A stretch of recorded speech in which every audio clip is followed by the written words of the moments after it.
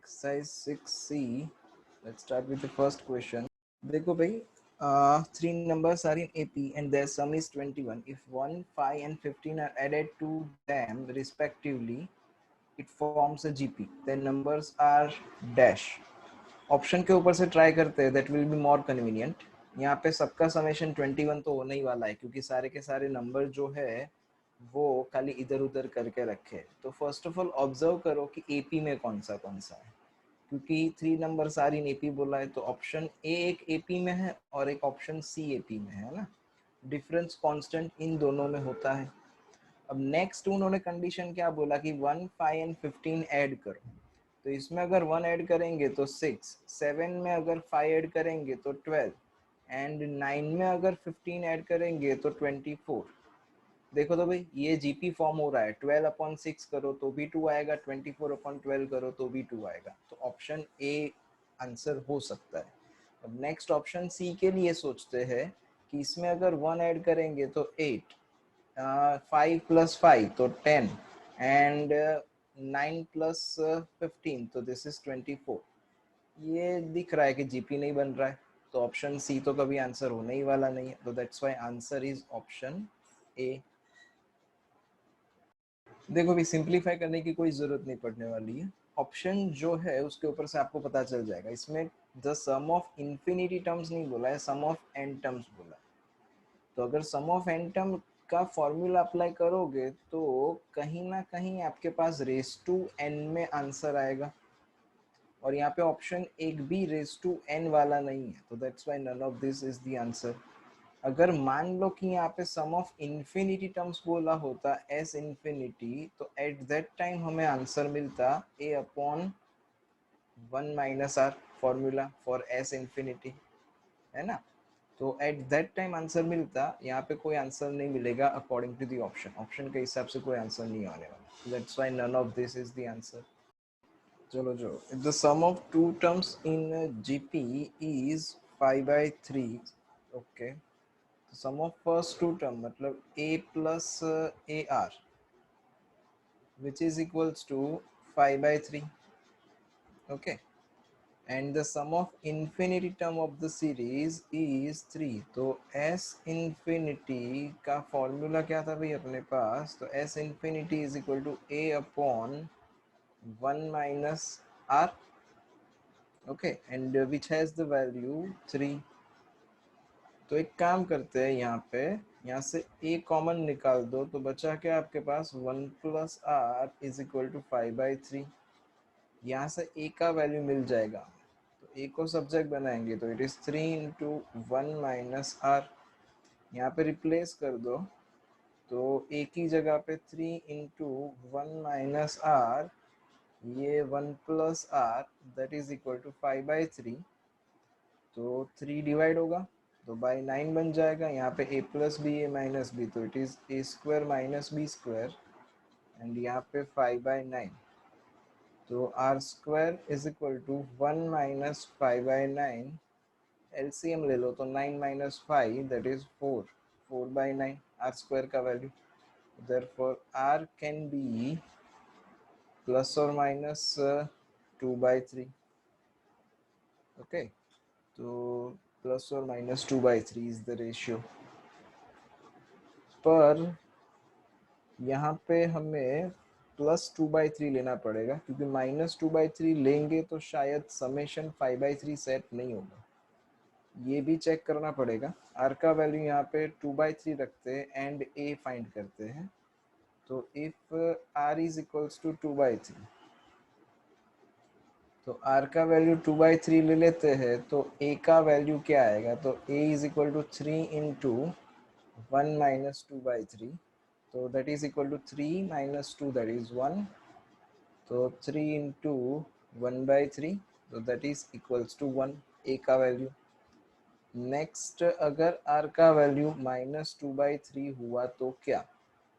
तो a का value क्या आएगा? तो a इज इक्वल टू 3.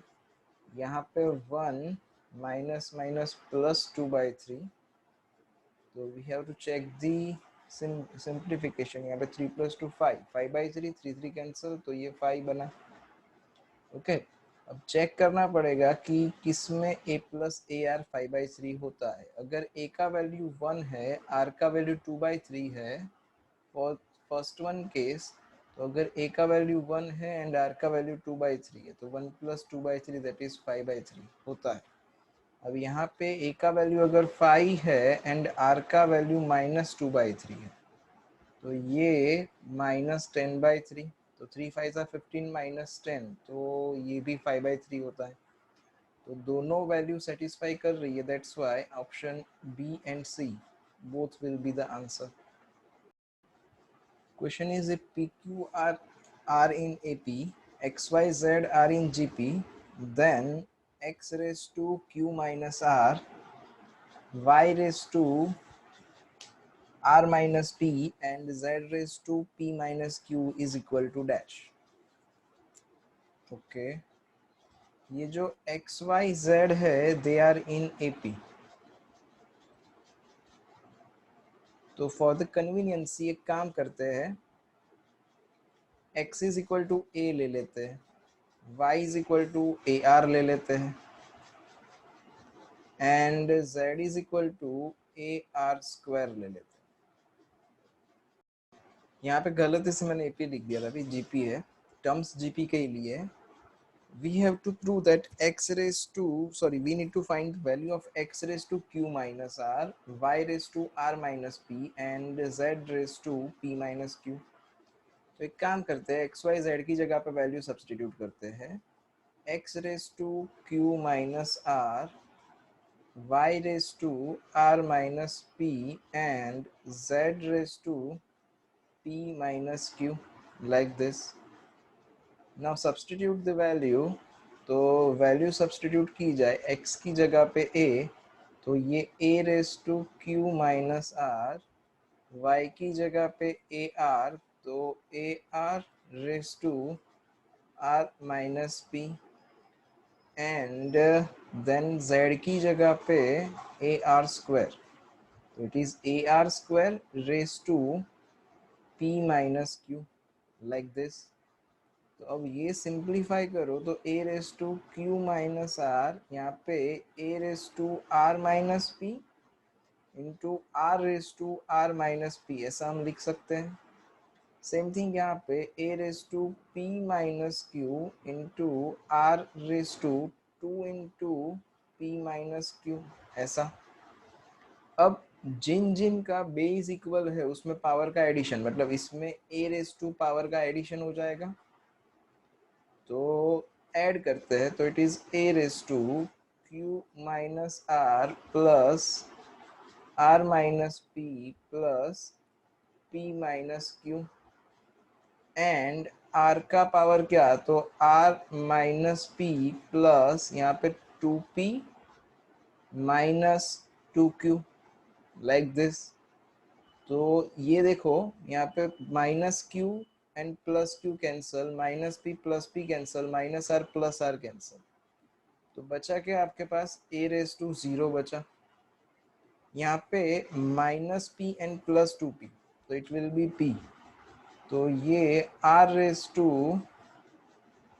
यहाँ पे क्या बना, p plus r minus 2q बना।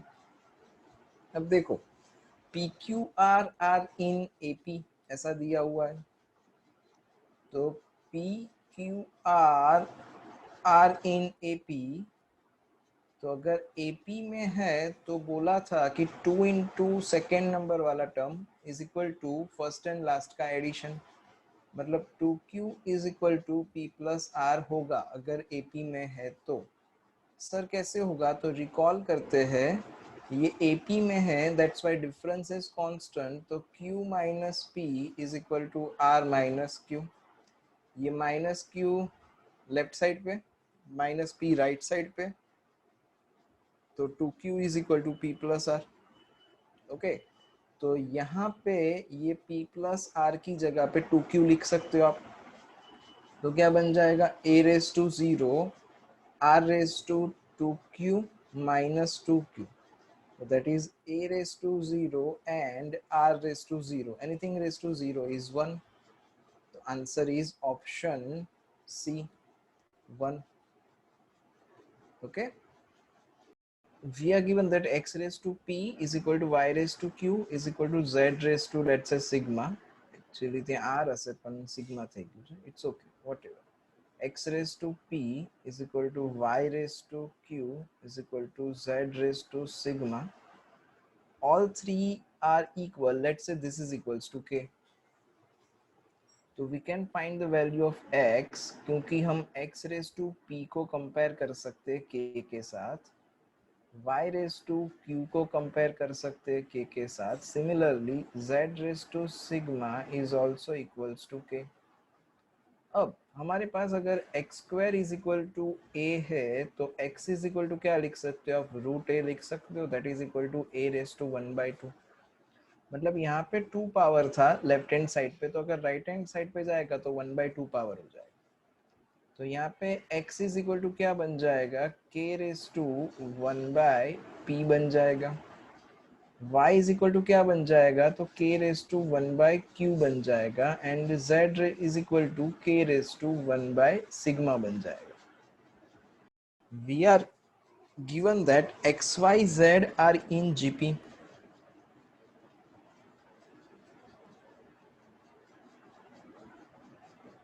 तो अगर ये GP में है तो क्या बोल सकते हैं अपने कि रेशियो कांस्टेंट होगा. रेशियो कांस्टेंट होगा मतलब y upon x is equal to z upon y बनना चाहिए अगर ये GP में है तो, है ना. तो अभी इसको सिंप्लीफाई करें. ये नीचे डिवीजन में है, लेफ्ट हैंड साइड पे जाएगा तो मल्टीप्लिकेशन में जाएगा. तो क्या बन जाएगा, y square is equal to x z बन जाएगा. तो y की जगह पे वैल्यू सब्सटीट्यूट करो, k रेज टू 1/q. तो ये k रेज टू 1/q का square is equals to x की जगह पे k raise to 1/p and z की जगह पे k रेज टू 1/sigma. तो ये फाइनली क्या बना आपके पास, k raise to 2/q is equal to k raise to 1/sigma plus 1/p, like this. तो बेस इक्वल है तो I can compare the power. तो ये 2/q is equal to 1/p plus 1/sigma बना. इन अदर वर्ड्स मैं इसको ऐसे लिख सकता हूँ, 2 into 1/q is equal to 1/p plus 1/sigma.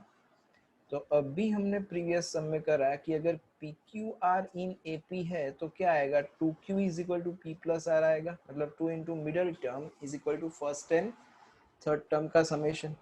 तो यहाँ पे 2 into middle term is equal to first and third term का समेशन. मतलब मैं क्या बोल सकता हूँ कि 1/p 1/q एंड 1/sigma जो है वो AP में है ना. तो that's why answer is option A, they are in AP. T4 is X, T10 is Y and T16 is equal to Z. तो T4 मतलब क्या हुआ, AR रेस टू 3, है ना. GP के लिए TN is equal to AR raise to n-1.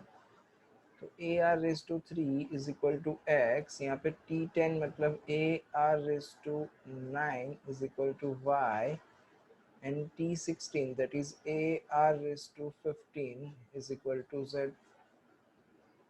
अब according to the option यहाँ पे x square is equal to yz, तो वो तो हो नहीं सकता क्योंकि इसका स्क्वायर करोगे तो पावर 6 आएगा, दिस इंटू दिस करोगे तो r रेज टू 15 प्लस 9 24 आएगा.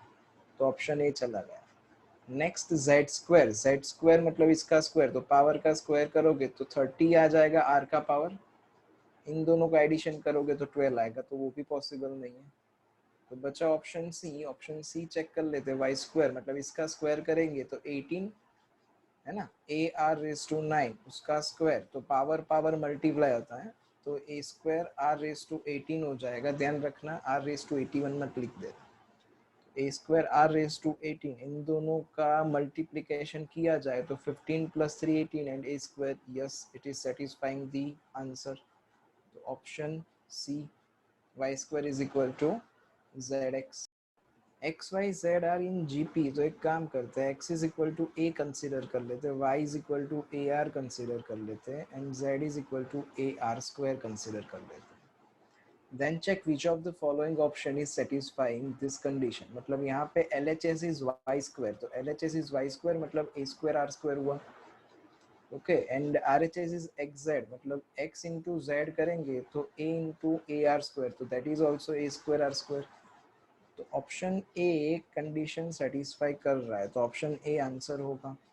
Now same like option B and option C के लिए चेक करो. Option C I don't think so कि सेटिस्फाई करेगा, तो 2 into a r is equal to x plus z नहीं होने वाला है. ओके, तो ऑप्शन सी निकल गया. ऑप्शन बी चेक कर लो, देख लो कि सेटिस्फाई करता है कि नहीं करता है. एक काम करते हैं फॉर द कन्वीनियंसी, यहाँ पे z square plus x square upon z square plus y square is equal to x by y, ऐसा कर दिया मैंने. ये y को इधर ले लिया, ये z स्क्वायर y स्क्वायर को इधर ले लिया. Now simplify that. LHS में अगर ये सारी वैल्यू सब्स्टिट्यूट की जाए तो z स्क्वायर मतलब a square r raise to 4 plus x square मतलब a स्क्वायर, नीचे z स्क्वायर मतलब a square r raise to 4 plus y square मतलब a square r square. Common निकालो, a स्क्वायर कॉमन, तो r रेज टू 4 प्लस 1 बचा. नीचे यहाँ से a square r square common, तो आपके पास आर स्क्वायर प्लस 1 बचा. तो ए स्क्वायर कैंसल, एंड ऐसा कुछ आंसर बचा. अब x बाय वाई करोगे तो कभी भी ऐसा आंसर तो आने ही वाला नहीं, तो ऑप्शन बी भी निकल गया. तो बचा क्या आपके पास, option A is the answer.